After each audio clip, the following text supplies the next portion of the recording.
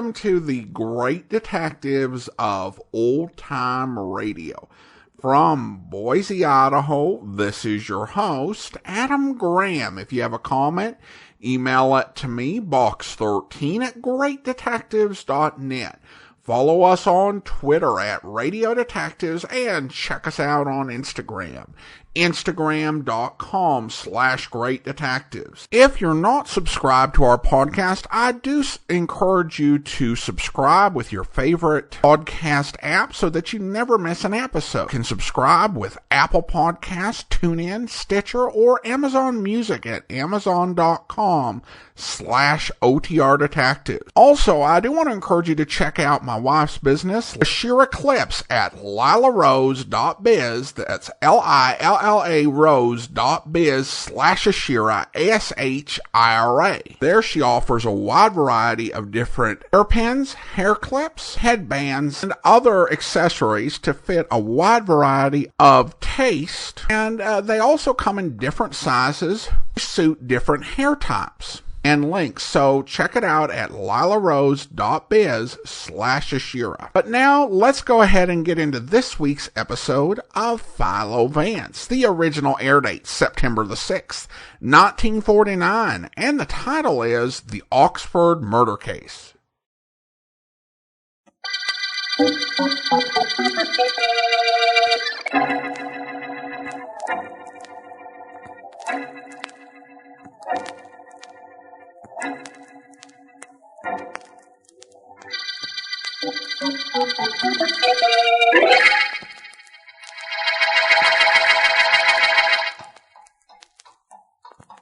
Want me to tell you what's the matter with people, Mr.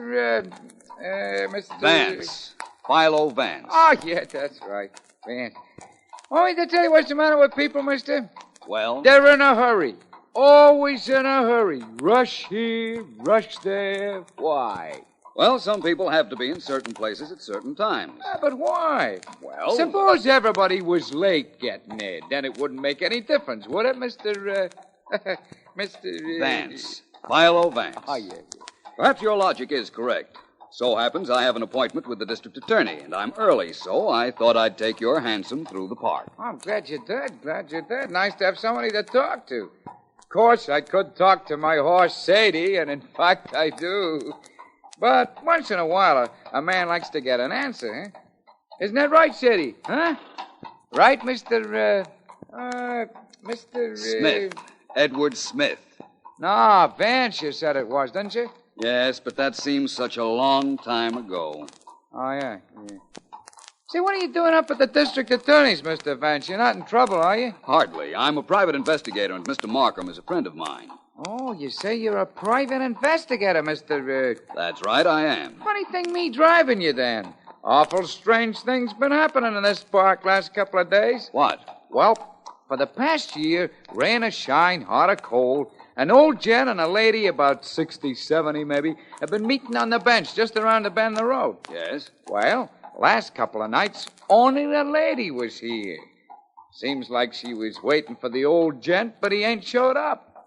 Now, where do you think he is? I haven't the slightest idea. Some private investigator. I'll tell you something, though, mister. The last night this old gent was with the old Judy, she was crying something fierce and kind of pleading with him not to do something. Only I guess he did it anyhow on account if he ain't shown up the last couple of days. It might have been a lover's quarrel. Not the way he kissed her just before he left. Nah, something awful funny's going on with them two, mister. If I ever seen anybody who needed help, it was that old lady. Say, she's probably there now. What are you going to do about it?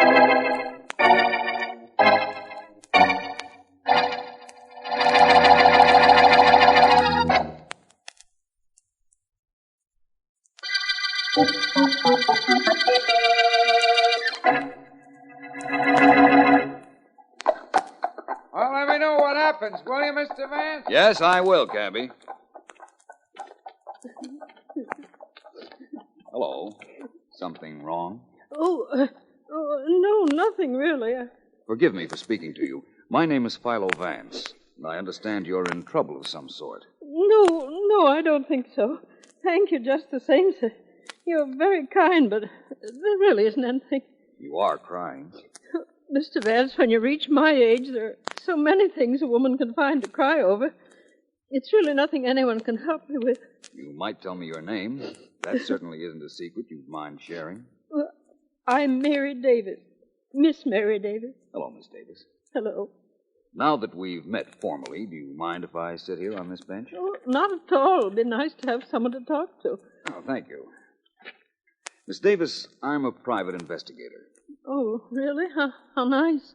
Apparently you don't understand. Well, to be perfectly honest about it, I don't. Well, when people are in trouble, I try to help them. You, for instance. I know you're in trouble. Won't you let me help? Oh, please leave, Mr. Vance. But why? Only a moment ago you seemed anxious for me to sit down Go here. away, please. Go far away. Leave me alone and never come back. Never. I don't understand, Miss Davis. I don't want you to understand. I don't want anybody to understand anything. Just go away. That's all I ask you to do. Go away. Well, I only wanted Mr. Vance, I'm an old woman.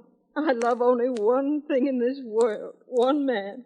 And if you don't go away and go away quickly, Jason will be killed. Now will you go away?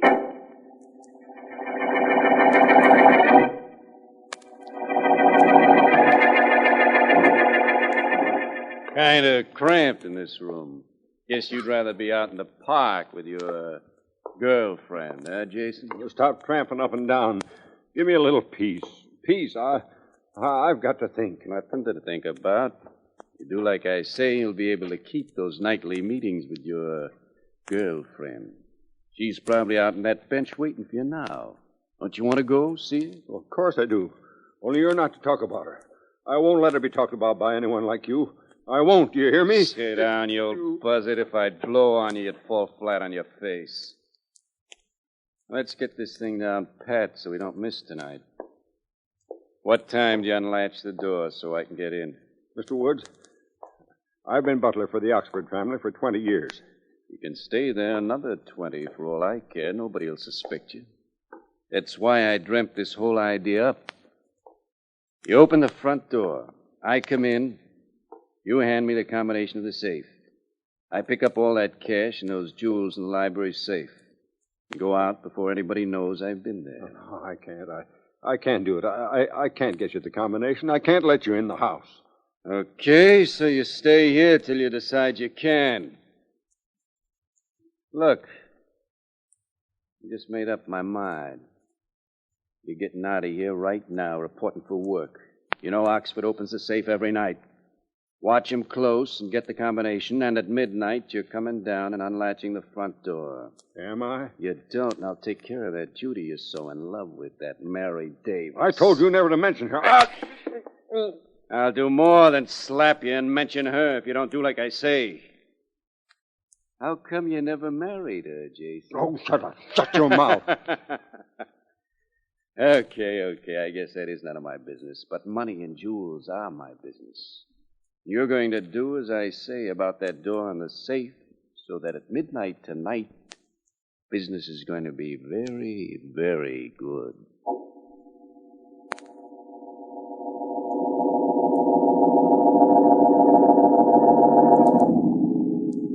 Come on, Jane. Hand me that screwdriver we brought. This safe will be opened in 5 minutes. Billy, we shouldn't. Just like a dame. What do you mean we shouldn't? This money is ours, isn't it? Uncle Dick keeps it in the safe and won't give it to us, will he? That money belongs to us, and we're going to get it. Yes, I know it's ours, but I can't help it. I was brave enough up until now, but well, doing something like this, I just can't. On it. What was that? What was what? Somebody's coming. Listen. He's passing the library. It was the butler, Jason. I thought you told me he was sick. He must have come back tonight. He didn't see us. Wonder where he's going. Shh. All right. Come on in. He's letting somebody come into the house. Yeah. Come on, Billy. I don't want to be caught. Let's get out of here.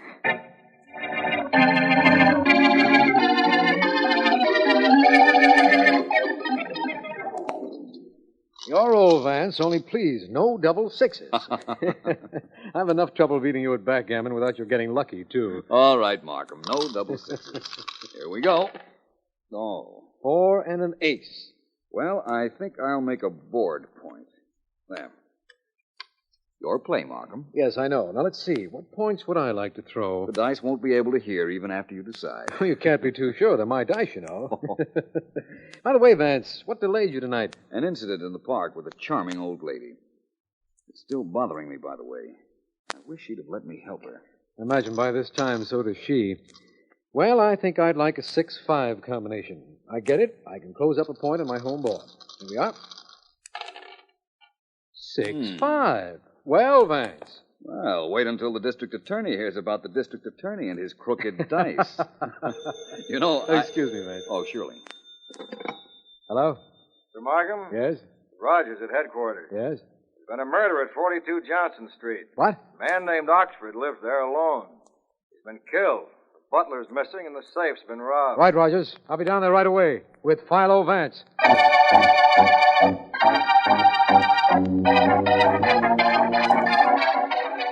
Oh, Rogers, never mind. Philo Vance and I'll go into the murder room alone. It was the master bedroom, wasn't it? Right, D.A. Nothing's been touched except the body's been removed. Good enough. Coming, Vance? Of course.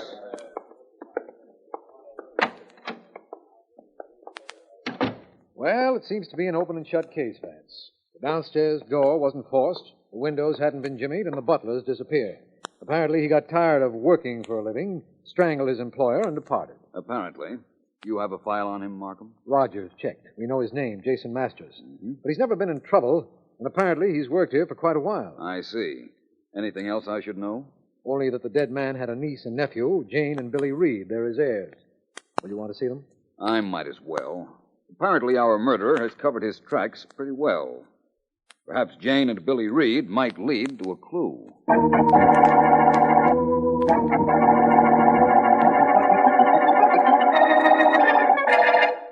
I'm going to tell the police, Billy. I'm going to tell them. Oh, you are you? Yes. And are you also going to tell them what we were doing in the library at the time?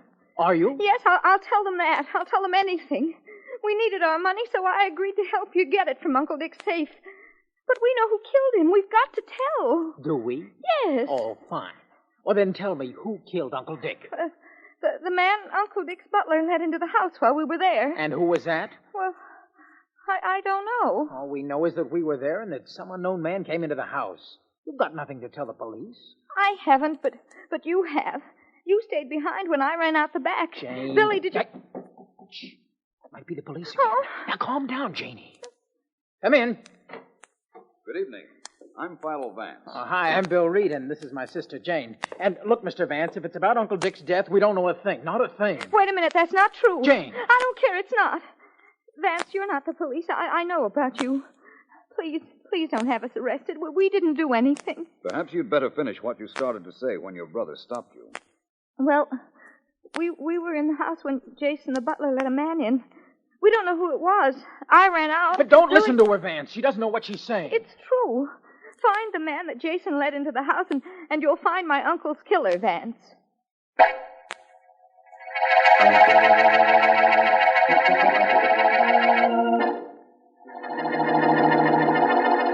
Oh, yeah, Vance.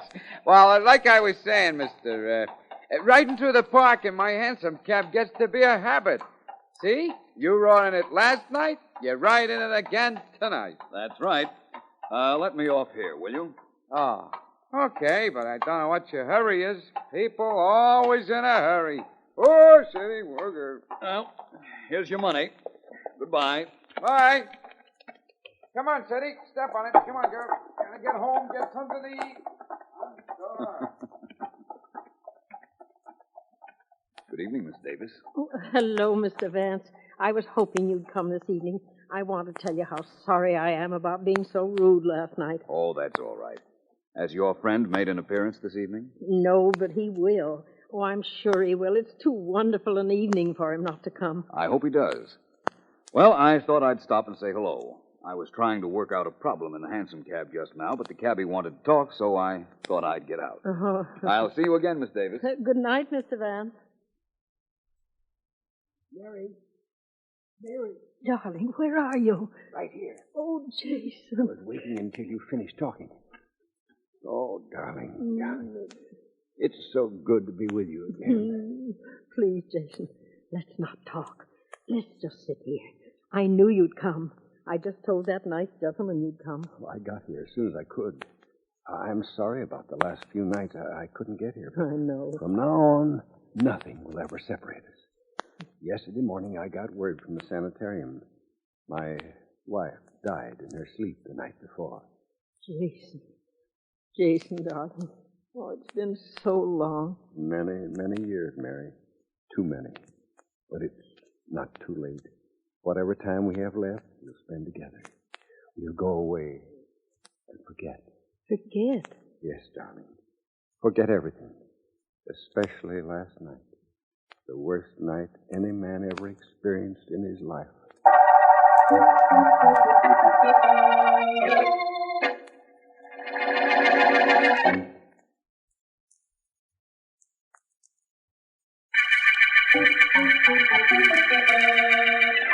This is District Attorney Markham. The Oxford murder case opened with the finding of the body of millionaire Richard Oxford.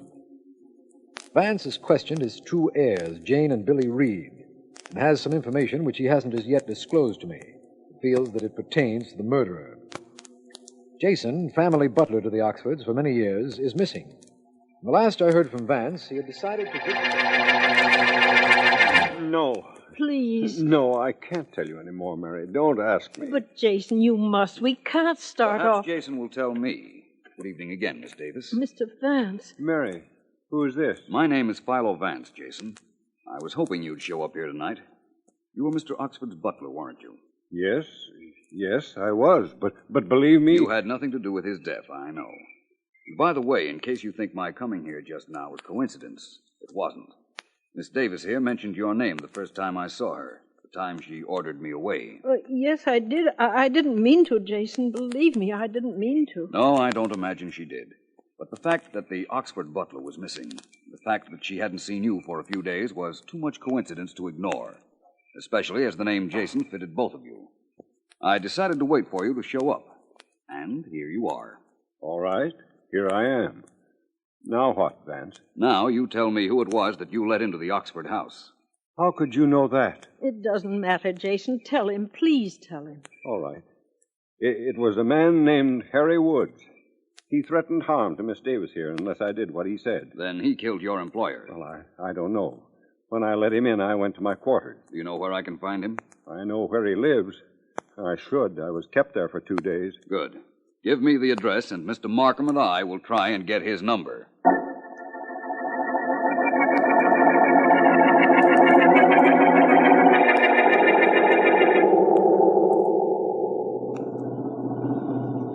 This is the place, Vance. According to the address you got from Jason, this Harry Woods lives here in this house on the river. We'll stop. It's all right if you don't arrest Jason right now, isn't it, Markham? But as long as you know where to reach him. I do. Look, Vance. There's a man running for the speedboat that's moored to the dock. That's probably Woods. Come on, we've got to stop him. We won't if he ever gets into that boat. We won't stop him, and we won't find him. Woods! Stop! Stop! A shot might do it, Markham. I think you'll find he has a record. All right, Vance. It's the only way, I guess. Got him in the leg. Excellent shooting, my friend. Now we can go and take him rather easily, I believe. I'll keep my gun out just in case. Well, that's the man who murdered Richard Oxford, Vance. I didn't say that. I wish it were. No, Markham, we've caught a criminal. But I don't think we've caught up with Oxford's killer yet.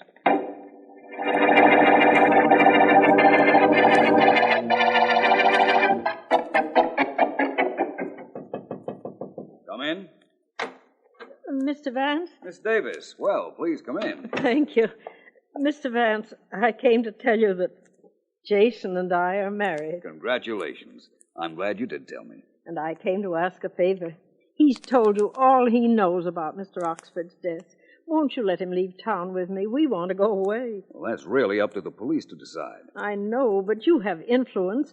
Wouldn't you use it, please, for us? Well, Excuse me. Certainly. Philo Vance speaking. Hello, Vance. This is Jane Reed. Oh, yes. I've got to talk to you. Will you come right over, please, before my brother gets here? Of course, but what is it? The night of the murder, I left Uncle Dick's house, but he stayed on.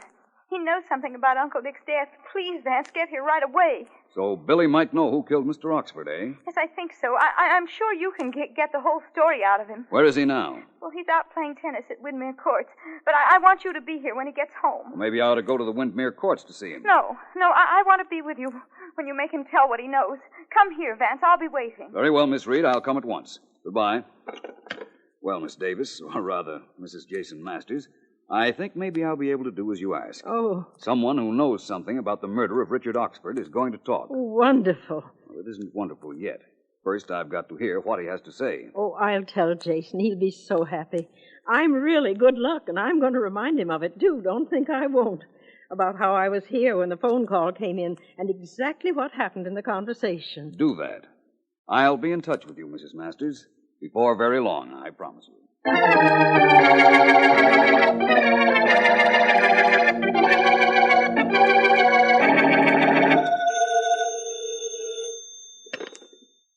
District Attorney Markham speaking. Markham, this is Vance. Oh, glad you called, Vance. I'm having a lot of trouble with that Harry Woods. He's wanted by the police, all right, but he insists that he had nothing to do with the killing of Mr. Oxford. I tried to tell you that he wasn't our killer, Markham. But he admits that he was in the house at about the time of the murder. There were several people in the house at that time, Markham. I think I'm about to deliver the real killer to you. Excellent, Vance. Who is he? Not so fast, my friend. Young Billy Reed is going to do some talking. Meet me, Markham, because if Reed doesn't use his head, he's going to put his foot in it.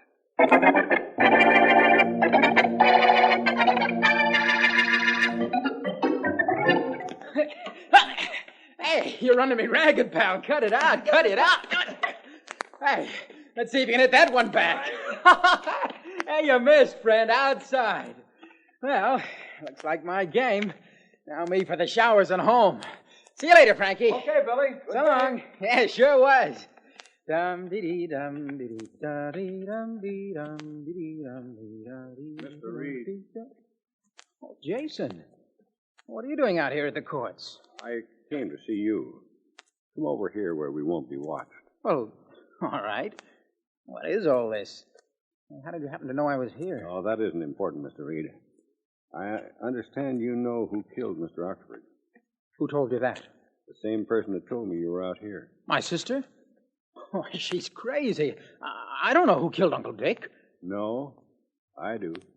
Who was it? You're asking me to tell you?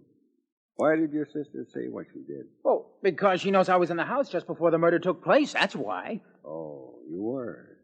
And did you see your uncle killed? No. No, I didn't. You lie. No. You saw me kill him. No, honest. You were going to tell the police. No, now no. I'm going to kill you with my Jason, own hands, no, just no, as I did your uncle. With my own hands, the way I killed him. I had to kill him. He woke when I went to his room to get the combination of the safe. He saw me. That'll be all, Jason. Get your hands off Reed. Vance, you too, huh? I can handle you. I may look old, but I'm strong. I'll get him. No, you won't. Oh! And now I'll do the same to you, Vance. You heard too much. You're smart. But your neck is just as easy to choke as... Don't, Jason. I don't want to have... Hold him, Vance. We're coming. Hurry, Markham. Hang here. All right, Billy Daniels. Help me get this madman off. You'll never take me. Better use your Billy Daniels. Go ahead. I can handle 5 like you. I can... All right, give him your hand. Well, that was close, Markham. Yes. I don't think our young friend Billy Reed suffered much damage. Oh, he'll be all right. You can take Jason in, you know. Murder? That's right, Markham. I heard him admit he killed Mr. Oxford when he tried to strangle young Billy Reed here. But I knew it was he long before that.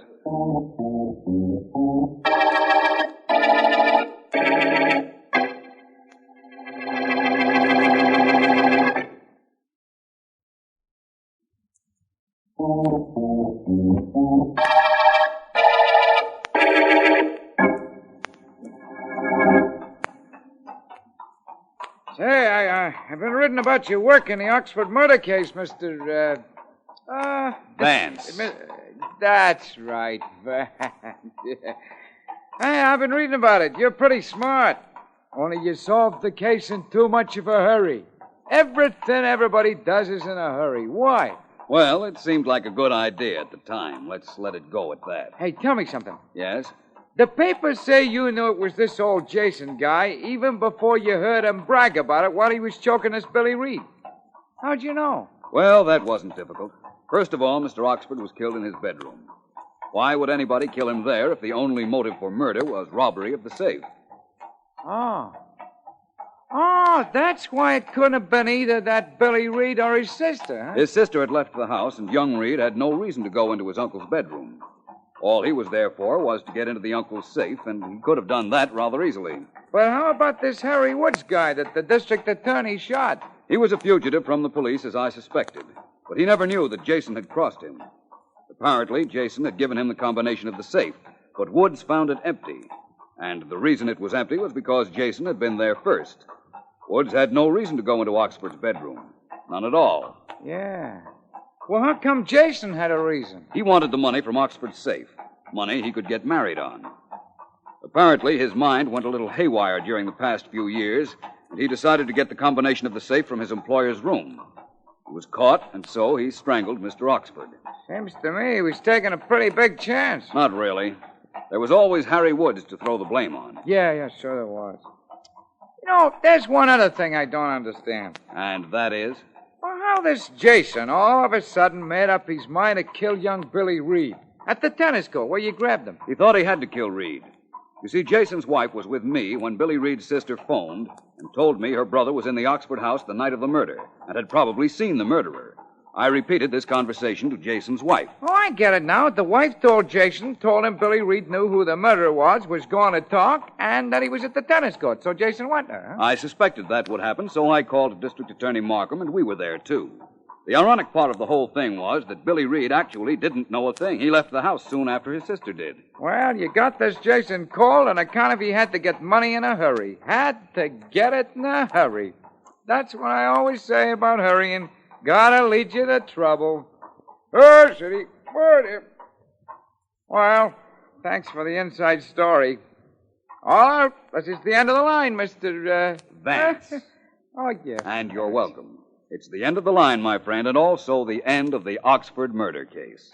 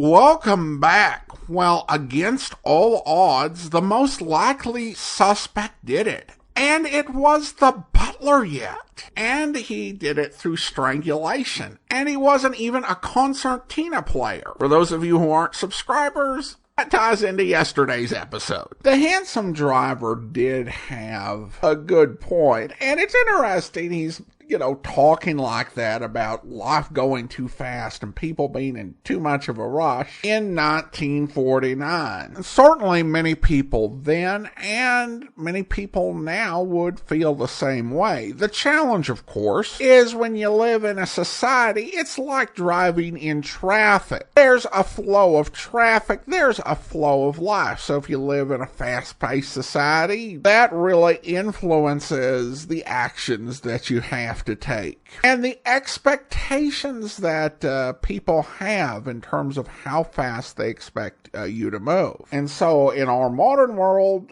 we have that challenge of finding ways to slow down, finding opportunities to relax, to ease up our pace. And certainly something like taking a carriage ride, a fun way to do that. Well, listener comments and feedback now. And Joseph shared some lines that made him laugh. 2 of the 3 from Philo Vance. And he writes in this from the Deep Sea Murder Case.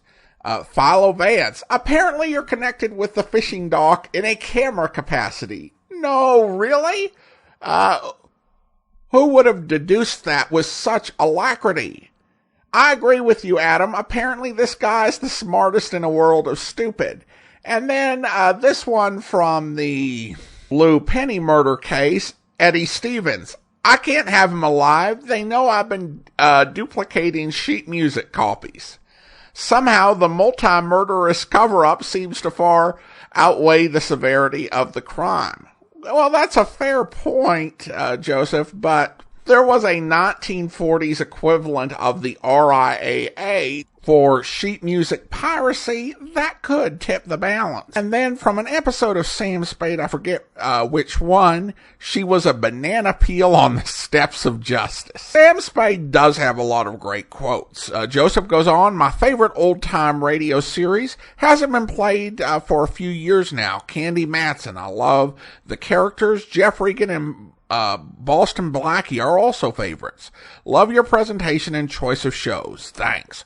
Well, thank you so much, Jeff. I appreciate you listening. And there are some really fun quotes, and I don't always highlight them, so I appreciate you calling them out. Over on Facebook, Mark says, the organ music is too much for me to enjoy. Philo Vance. Okay, well, I appreciate the feedback. And then Jay writes, Jae, I hope I'm pronouncing that correctly. Where can I view your weekly list of radio shows? I enjoy very much listening to all your weekly radio shows and your thoughts. Well, thank you so much. You can find a list of most of the shows we're doing over at biglist.greatdetectives.net. I don't think I hope by the time that this comes out, I will have updated it with I Hate Crime. And you can also put Great Detectives of Old Time Radio, Spreaker, into Google, and it will bring up our main page where you can see all the programs we are currently playing. Thanks so much for the question. Now, it is time to thank our Patreon supporter of the day. And thank you to James. James has been one of our Patreon supporters since March of 2020. Currently supporting us at the Detective Sergeant level of $7.14 or more per month. Thanks so much for your support, James. And that will do it for today. A reminder, if you want to never miss an episode, be sure to subscribe using your favorite podcast software. Whether it's Google Podcast, Overcast, Apple Podcast, or the Amazon Music Store at amazon.com/OTR Detectives. Also, if you're enjoying this podcast on YouTube, be sure to like the video, subscribe to the channel, and mark the notification bell. We'll be back next Thursday with another episode of Philo Vance. But coming up tomorrow, we have an adventure, a man with that action-packed expense account, yours truly, Johnny Dollar, where... Talk to you, Mr. Fletcher. I'm from the Great Eastern Life Insurance Company. I'm not insured with your company. Yes, I know. Well, what do you want? I'd rather talk to you alone. That's all, William. Yes, sir. Couldn't we take this business up at my office, Mr. Dollar? I went to your office. It's about a killing, Mr. Fletcher. Killing? A murder. A man named Swing. Nathan Swing. Oh, what's this got to do with me? I don't know. Come in. Now, what about this Nathan Swing? Well, I thought maybe you could tell me. What would I know about him? Well, you know who he is. I'm in the habit of reading the morning papers, but I'm not in the habit of discussing matters like this in my home. I think we'll let the matter drop until tomorrow. You can call my office for an appointment. Okay. I'll see what Jimmy Durando has to say about it. Now, wait just a minute. What do you think you're doing? What's all this about?